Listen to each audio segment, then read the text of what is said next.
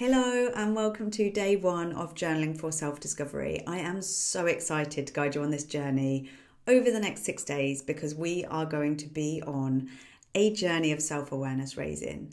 And these tools are going to ask you to tune in, to tap in, to be curious and to acknowledge more of you. What deliciousness is that? Journaling is a seriously powerful tool. And there are so many different ways we can use it. And there is something for every circumstance, every situation. So I want this time to be a taste of a handful of ways it can support you to tune in with healing, with shifting your energy and inviting in more of your truth, more of what you want out of life, more joy, more freedom, more abundance, more love, whatever it is you want more of. This is by the end of these 6 days where I want us to be. And it's not just the journaling itself that I'm asking you to be curious about. It's the process of doing it. It's the process of taking time for yourself, of committing to yourself daily. We're going to see what we can take away to support ourselves in our lives, to pay attention to the tools that we like, to the tools that we don't like, to the ones that we want to keep and the ones that we're going to use again and again because they feel supportive in our lives.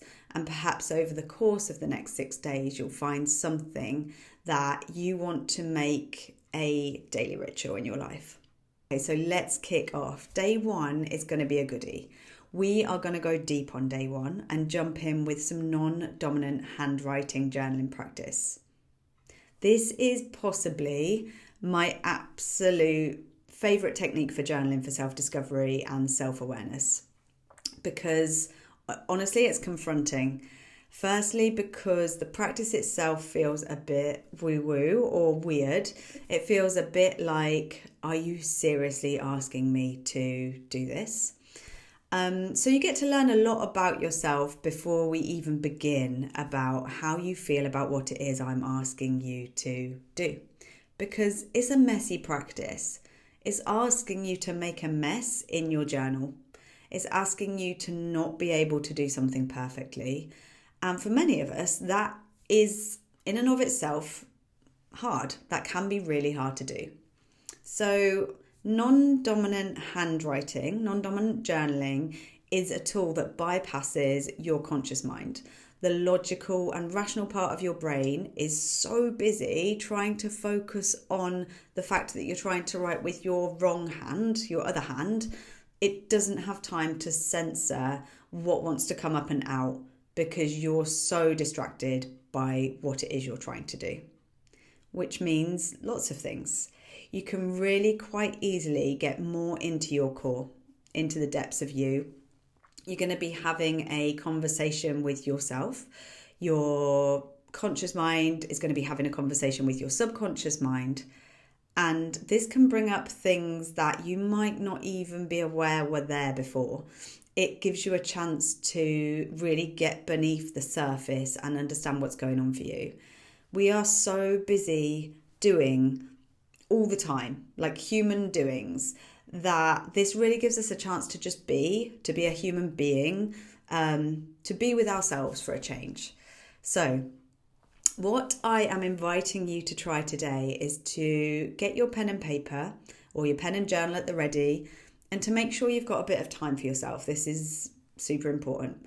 And I'll always invite you to make sure you're feeling grounded. So for me, that feels like making sure I'm warm, I'm cozy, got my feet flat on the floor, and just to take a nice few deep breaths and perhaps even finding myself in the room that I'm in.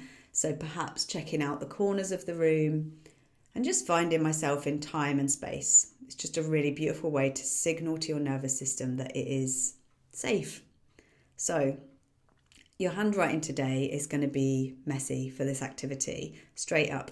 You might feel some resistance about what wants to come out. And all I'm going to say is let that hand flow, let it speak, because you're letting yourself speak. And that's what we're trying to do here.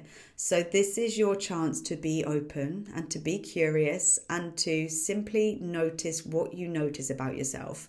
We're not here to judge. We're not here to make anything right or wrong. We're just here to simply notice. So the activity today is using the hand that you normally write with, your dominant hand. We are going to ask ourselves a very, very simple question that so often we don't ask.